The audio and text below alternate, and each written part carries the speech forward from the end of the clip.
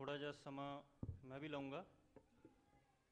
ਆਪਾਂ ਪਰਮੇਸ਼ਰ ਦੇ ਵਚਨ ਦੇ ਵੱਲ ਚੱਲਾਂਗੇ। ਥੋੜਾ ਮੈਂ ਇਸ ਚੀਜ਼ ਦੇ ਉੱਤੇ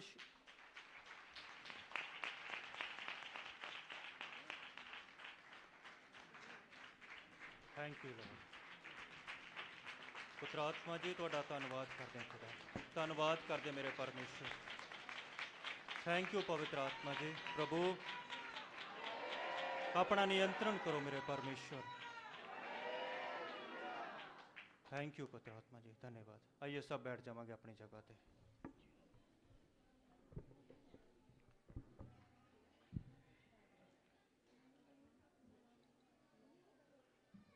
हालेलुया, हालेलुया।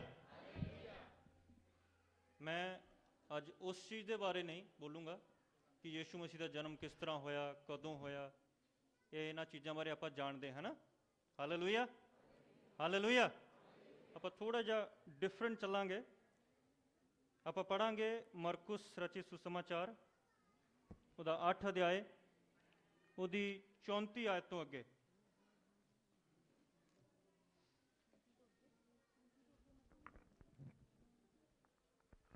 मरकुस रचित सुसमाचार 8 अध्याय उदी 34 आयत 34। कोई पढ़ दईए 34 आयत तो लैके। तद ओने भीड़ नूं अपने चेलियां सणे कोल सद के उन्हां नूं आख्या, जे कोई मेरे पिछे आउणा चाहे ओ अपने आप दा इनकार करे अते अपनी सलीब चुक के मेरे पिछे चले। क्योंकि जेड़ा अपनी जान बचाउणी चाहे ओ उस नूं गवावेगा, पर जेड़ा मेरे अते इंजील दे लई अपनी जान नूं गवाए ओ उस नूं बचाएगा। मनुख नूं की लाभ जे सारे जगत नूं कमावे अते अपनी जान दा नुकसान करे, तां मनुख अपनी जान दे बदले की देवे। क्योंकि जे कोई इस हरामकार अते पापी पीढ़ी दे लोकां विचों मेरे अते मेरे वचनां तो शर्माएगा, मनुख दा पुत्तर भी उस तो शर्मावेगा, जिस वेले ओ अपने पिता दे तेज दे नाल पवित्र दूतां सणे आवेगा। बस, आमीन, हालेलुया। इस जगह ते किस चीज़ की गल कीती है? यीशु मसीह दे पिछे चलण दी, है ना। किस चीज़ की गल कीती है? यीशु मसीह के पिछे चलण दी। किन्ने लोग अज यीशु मसीह नूं फॉलो करते हैं? किन्ने लोग यीशु मसीह के पिछे चलते हैं ईमानदारी दे नाल? ईमानदारी नाल अपने हाथ खड़े करिए। अपने कोलों गलतियां हो जांदियां, है ना। आपां ईमानदारी नाल नहीं चलते। मैं अज थोड़ी देर पहले जो मैं अपने ऑफिस सीगा, मैं सीधा अपने ऑफिस तो इधर आ रहा, मैं मेरे मैनेजर बैठे हुए सीगे मेरे नाल, ते उन्हां दे नाल मैं जस्ट गलबात शुरू हुई तो मैं वचन शेयर करना शुरू किया उन्हां दे नाल। मैं एक गल उस टाइम उन्हां नूं कही, आपां इत्थे गल चल रही सीगी क्रिसमस दी, है ना, कि साडी उत्थे गल क्रिसमस दी चल रही सीगी, ते मैं उन्हां दे नाल गलबात कीती। जिस तरह इहदे विच लिखिया 38 आयत दे विच कि जेड़ा जो कोई व्यभिचारी और पापी जाति के बीच मुझसे और मेरी बातों से लज जाएगा, मनुष्य का पुत्र भी जब पवित्र दूतों के साथ आएगा उससे लज जाएगा। मैं उन्होंने ये कह रहा सीगा कि परमेश्वर जो आउणगे ना, वो मैनू पुछ रहे सीगे कि यार किहड़े लोग किस तरह के आ। वो किसी मसीहियां दे बारे मेरे नाल गल कर रहे सीगे कि यार मसीह किस तरह के हुंदे आ। मैनू कहंदे आ कि मसीह कई लोग गल्लां करदे आ जी, इदां करो उदां करो, लेकिन जो उन्हां दी लाइफ दे विच कहंदे आ, मैं जाके देखिया उन्हां दी जिंदगी नूं जदों मैं चैक किया तो वो चीज़ उन्हां दे जीवन च नहीं सीगी, है ना। एक रियलिटी गल कीती उन्होंने। क्योंकि साडे कईयां दे नाल असीं जदों अपना साडा काम हैगा फॉरेक्स का, तो जदों असीं कईयां दूसरे लोगों के नाल भी गल करते हैं, सानूं बहुते मसीह लोग भी मिलते हैं। तो मैनेजर मेरे यही कह रहे सीगे, वो किसी मसीह के बारे गल कर रहे सीगे कि यार एक मसीह भैन आ, वो गल्लां तो जरूर करदी है मसीह दियां, है ना। वो कहंदी है प्रभु नूं मन्नो, प्रभु का कहना मन्नो, प्रभु दे उत्ते विश्वास करो, कहंदे मैनूं इदां जरूर कहंदी है वो। लेकिन जदों उहदी रियल लाइफ दे विच अगर आपां जाने आ जां कुछ गल हो जाती है कोई लड़ाई झगड़े वाली, तो उत्थे उहदी बोली चेंज हो जाती है। तो मैं उन्होंने एक गल कही कि सारे वचन कहता कि जिहड़े सारे मसीह नूं हे प्रभु कहंदे आ, सारे स्वर्ग राज दे विच प्रवेश नहीं करने, है ना। वो सारे नहीं जाने जिहड़े मूहों कहंदे आ यीशु मसीह नूं कि प्रभु आ प्रभु आ प्रभु आ। वचन ये कहंदा कि चाहे उस इंसान ने चमत्कार क्यों ना कीते होण, चाहे उस इंसान ने बड़े बड़े काम क्यों ना कीते होण, चाहे उस इंसान ने मुर्दियां नूं क्यों ना जिला दिता, ਲੇਕਿਨ ਉਹ ਸਵਰਗ ਦੇ ਵਿੱਚ ਨਹੀਂ ਜਾਣੇ। ਸਵਰਗ ਦੇ ਵਿੱਚ ਉਹੀ ਬੰਦਾ ਪ੍ਰਵੇਸ਼ ਕਰੇਗਾ ਜਿਹੜਾ ਮਸੀਹ ਨੂੰ ਫੋਲੋ ਕਰੇਗਾ। ਫੋਲੋ ਕਰਨ ਦਾ ਮਤਲਬ ਆ ਜਿਹੜਾ ਮਸੀਹ ਦੀ ਆਗਿਆਕਾਰਿਤਾ ਕਰੇਗਾ। ਜਿਵੇਂ ਕਿ ਇਹ ਕਲਾਮ ਕਹਿੰਦਾ ਆ ਉਸ ਤਰ੍ਹਾਂ ਆਪਣੇ ਜੀਵਨ ਨੂੰ ਜੀਏਗਾ, ਉਹੀ ਸਵਰਗ ਰਾਜ ਦੇ ਵਿੱਚ ਪ੍ਰਵੇਸ਼ ਕਰੇਗਾ। ਆਪਾਂ ਬਹੁਤੇ ਲੋਕ ਆਪਣੀ ਜ਼ਿੰਦਗੀਆਂ ਨੂੰ ਅਗਰ ਆਪਾਂ ਚੈੱਕ ਕਰੀਏ, ਅਸੀਂ ਖਰੇ ਨਹੀਂ ਉਤਰਦੇ ਉਹਨਾਂ ਗੱਲਾਂ ਦੇ ਉੱਤੇ। ਮੈਂ ਵੀ ਅਗਰ ਆਪਣੇ ਆਪ ਨੂੰ ਚੈੱਕ ਕਰਾਂ, ਬਹੁਤ ਗਲਤੀਆਂ ਹੋ ਜਾਂਦੀਆਂ ਹੈ ਨਾ, ਆਪਾਂ ਖਰੇ ਨਹੀਂ ਉਤਰਦੇ। ਲੇਕਿਨ ਵਚਨ ਸਾਨੂੰ ਇਹ ਕਹਿੰਦਾ ਕਿ ਉਹੀ ਲੋਕ ਸਵਰਗ ਵਿੱਚ ਪ੍ਰਵੇਸ਼ ਕਰਨਗੇ ਜਿਹੜੇ ਉਹਦੀ ਆਗਿਆਕਾਰਿਤਾ ਕਰਨਗੇ, ਉਹਦੇ ਵਚਨ ਦੇ ਅਨੁਸਾਰ ਜ਼ਿੰਦਗੀ ਕੱਟਣਗੇ। ਆਪਾਂ ਆਪਣੇ ਵਚਨ ਦੇ ਵੱਲ ਚੱਲਾਂਗੇ। 34 ਆਇਤ ਵਿੱਚ ਜਿੱਦਾਂ ਆਪਾਂ ਪੜ੍ਹਿਆ, ਇਹਦਾ ਟੌਪਿਕ ਕੀ ਹੈ? ਯीशु के पीछे चलने का अर्थ, है ना, हिंदी च लिखा हुआ है। 34 आयत लिखा कि उसने भीड़ को अपने चेलों समेत पास बुलाकर उनसे कहा,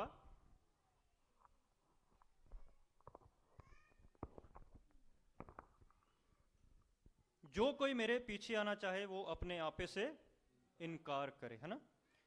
लिखा कि उन्हें भीड़ नू चेलियां दे समेत, जिन्नी भीड़ उस जगह खड़ी सीगी, जिन्ने लोग उस जगह मौजूद सीगे, उन्हें सारियां नू एक न्योता दिता, उन्हें सारियां नू बुलाया और उन्हें अपने चेलियां नू भी किया कि जेड़ा मेरे पीछे आना चाहे वो अपना की करे, इनकार करे, है ना।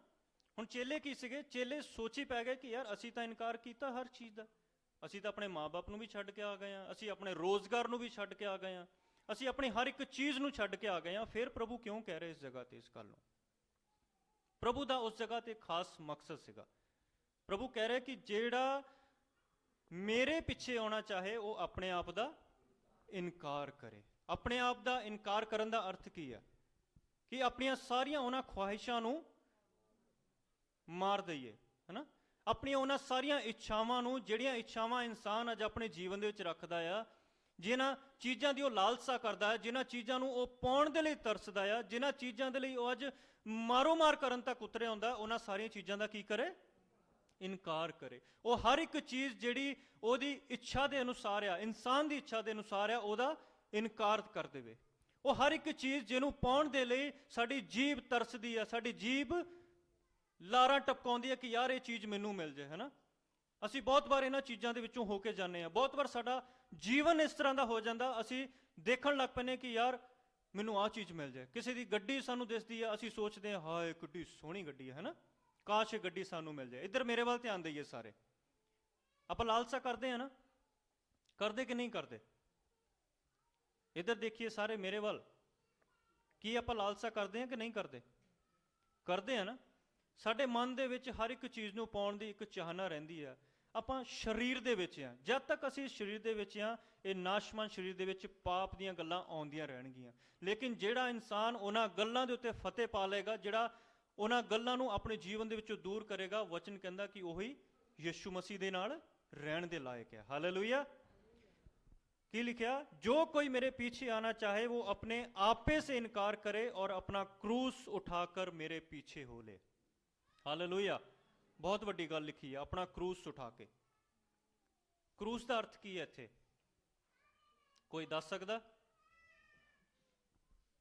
क्रूस ਦਾ ਅਰਥ ਇਹ ਆ ਕਿ ਆਪਣੀ ਮੌਤ ਦਾ ਸੱਦਾ, ਹੈ ਨਾ। ਕਦੀ ਵੀ ਮਸੀਹ ਦੇ ਪਿੱਛੇ ਚੱਲਣ ਦੇ ਨਾਲ ਕਦੀ ਵੀ ਜੋ ਤਕਲੀਫਾਂ ਸਾਡੇ ਉੱਤੇ ਆ ਸਕਦੀਆਂ, ਮੁਸ਼ਕਿਲਾਂ ਆ ਸਕਦੀਆਂ, ਹੈ ਨਾ। ਵਚਨ ਕੀ ਕਹਿੰਦਾ ਕਿ ਆਪਣੇ क्रूस ਨੂੰ ਉਠਾ ਲਓ।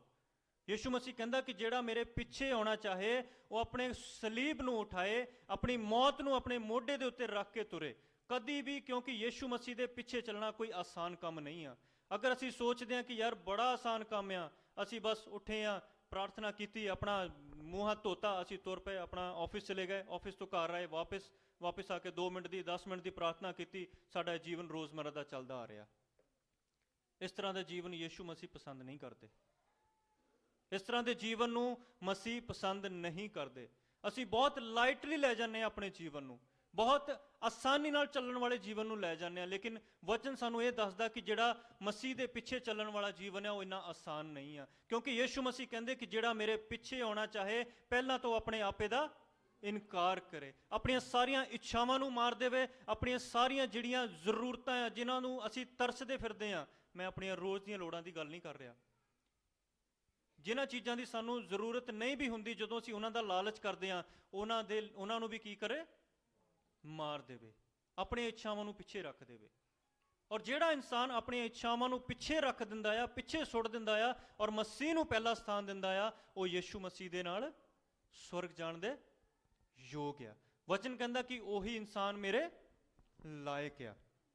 35 ਆਇਤ ਵਿੱਚ ਲਿਖਿਆ, ਪੰਜਾਬੀ ਚ ਪੜ੍ਹੀ ਜਰਾ ਇੱਕ ਵਾਰੀ 35 ਆਇਤ। ਕਿਉਂਕਿ ਜਿਹੜਾ ਆਪਣੀ ਜਾਨ ਬਚਾਉਣੀ ਚਾਹੇ ਉਹ ਉਸ ਨੂੰ ਗਵਾਏਗਾ, ਪਰ ਜਿਹੜਾ ਮੇਰੇ ਅਤੇ ਇੰਜੀਲ ਦੇ ਲਈ ਆਪਣੀ ਜਾਨ ਨੂੰ ਗਵਾਵੇ ਉਹ ਉਸ ਨੂੰ ਬਚਾਵੇਗਾ। 36 ਆਇਤ ਵੀ ਪੜ੍ਹੀਏ। ਮਨੁੱਖ ਨੂੰ ਕੀ ਲਾਭ ਜੇ ਇਹ ਸਾਰੇ ਜਗਤ ਨੂੰ ਕਮਾਏ ਅਤੇ ਆਪਣੀ ਜਾਨ ਦਾ ਨੁਕਸਾਨ ਕਰੇ। Hallelujah, hallelujah. ਕੀ ਲਿਖਿਆ ਇੱਥੇ?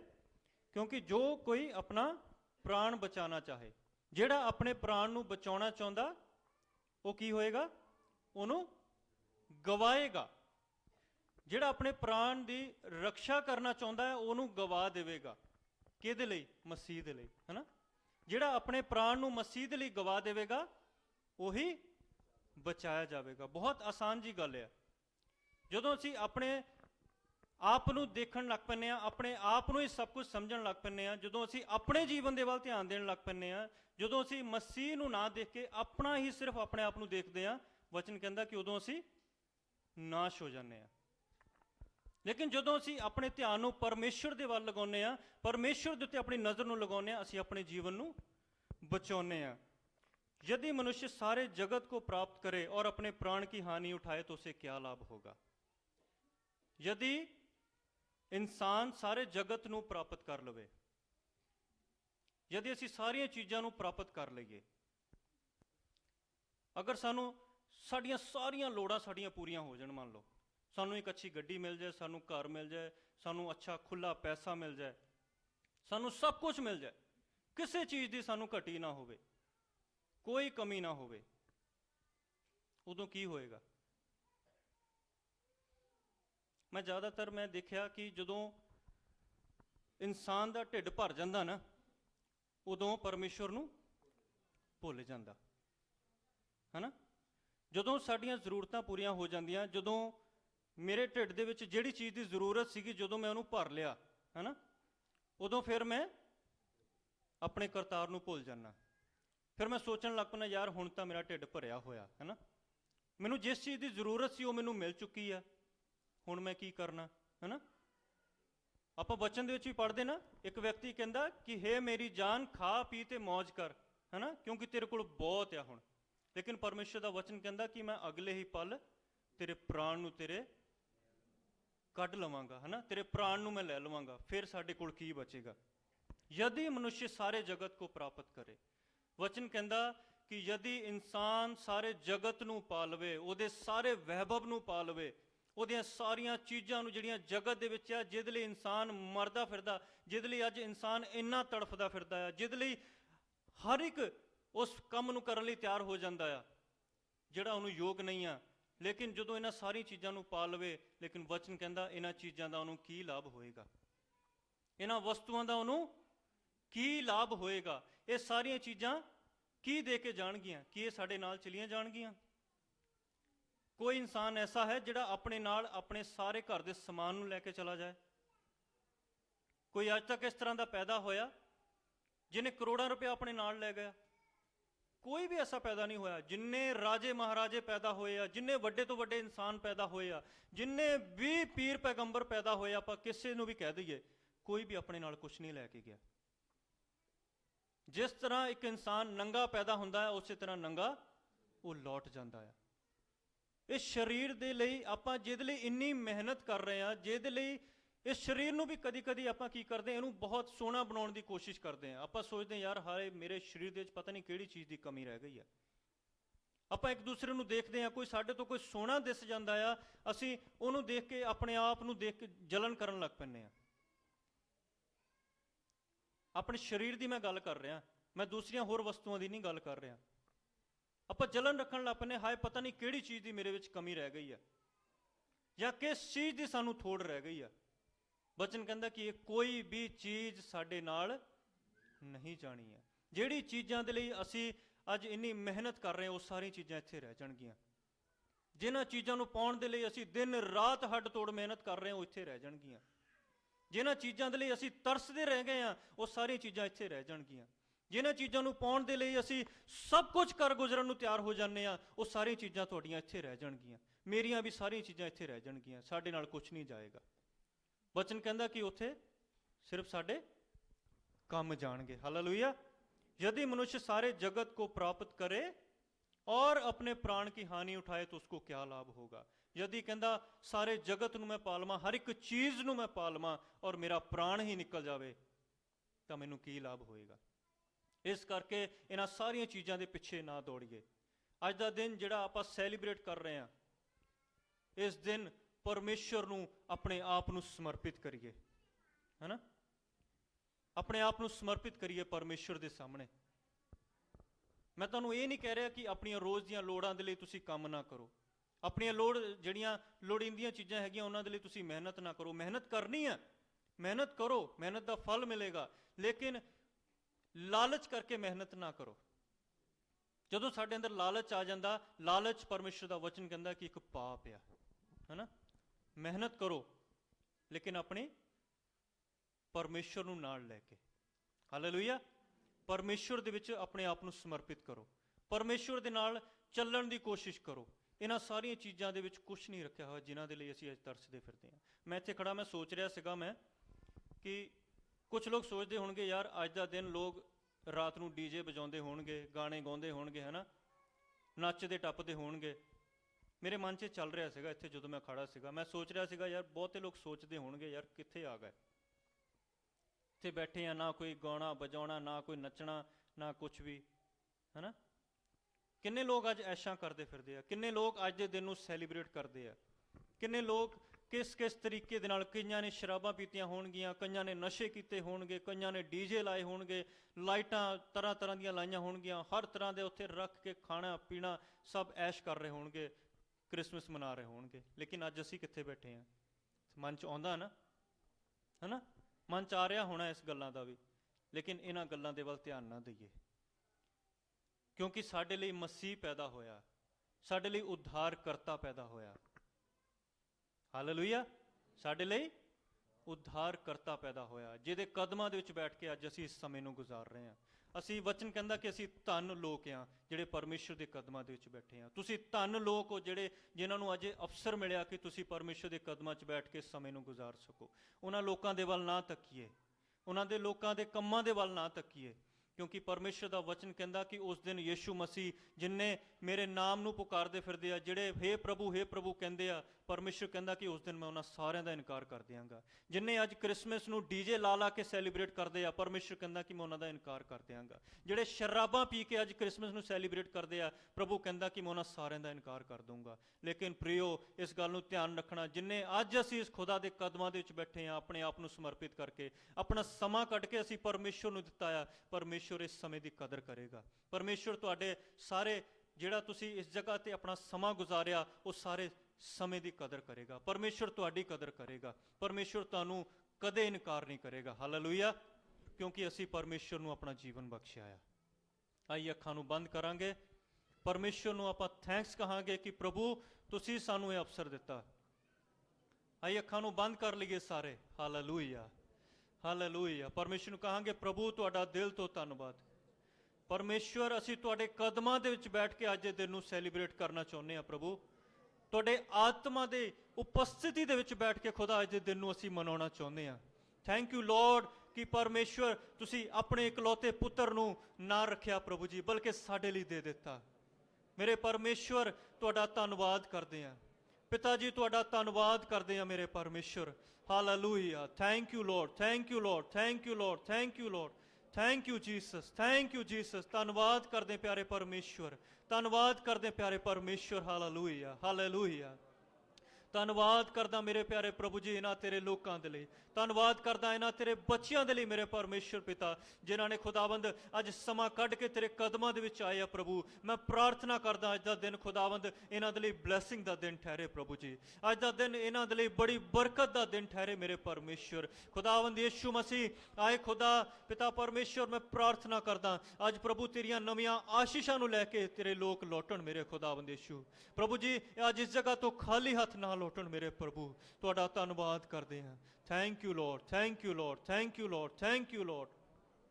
ਧੰਨਵਾਦ ਮੇਰੇ ਪਰਮੇਸ਼ਰ, ਧੰਨਵਾਦ ਕਰਦੇ ਹਾਂ ਮੇਰੇ ਪਰਮੇਸ਼ਰ। ਹਾਲੇਲੂਇਆ, ਧੰਨਵਾਦ ਯਿਸੂ। ਮੈਂ ਪ੍ਰਾਰਥਨਾ ਕਰਦਾ ਪ੍ਰਭੂ ਜੀ ਆਏ ਖੁਦਾ ਜੋ ਅੱਜ ਦਾ ਵਚਨ ਜੋ ਪਿਤਾ ਤੇਰੇ ਬੱਚਿਆਂ ਦੇ ਵਿੱਚ ਬੋਇਆ ਗਿਆ ਖੁਦਾ, ਤੇਰੇ ਬੱਚਿਆਂ ਦੇ ਜੀਵਨ 'ਚ ਕਾਰਜ ਕਰੇ। ਦਇਆ ਕਰਨਾ ਮੇਰੇ ਪਰਮੇਸ਼ਰ, ਫਲੇ ਮੇਰੇ ਪ੍ਰਭੂ ਜੀ 100 ਗੁਣਾ ਫਲ ਲੈ ਕੇ ਆਏ। ਧੰਨਵਾਦ ਸਾਰੀਆਂ ਗੱਲਾਂ ਲਈ ਪ੍ਰਭੂ ਯਿਸੂ ਮਸੀਹ ਦੇ ਨਾਮ 'ਚ ਮੰਗਦੇ ਹਾਂ, ਆਮੀਨ। ਪਰਮੇਸ਼ਰ ਤੁਹਾਨੂੰ ਬਹੁਤ ਆਸ਼ੀਸ਼ ਦੇਵੇ ਅੱਜ ਦੇ ਵਚਨ ਦੇ ਦੁਆਰਾ।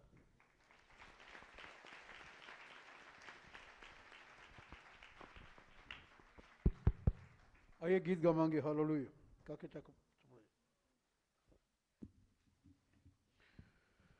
ज़मीन दे वारिस होवणगे, मुबारक अल्लाह दे। ज़मीन दे वारिस होवणगे, मुबारक अल्लाह